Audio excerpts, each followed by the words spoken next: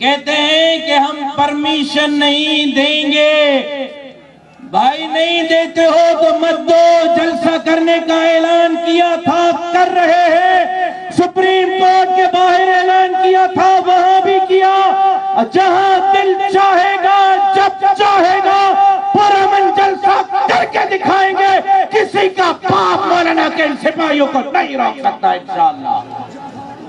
تم ہوتے کون ہو ہمیں روکنے والے؟ تمہیں گڑی خدا بخش بھٹو میں جلسہ کرنے کے لیے پرمیشن ہے.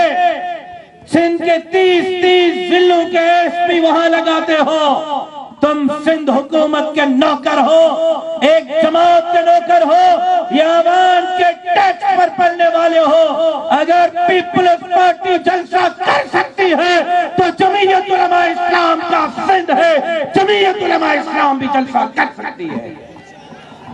یہ جھنڈے جھومائیں ذرا, اور ٹھل سے پیپلز پارٹی کو شکست دینے والے میرے مجاہد, میرے بھائی جو فارم 45 لیے پھر رہا ہے, نہ الیکشن کمیشن سن رہا ہے, نہ ٹربیونل سن رہا ہے.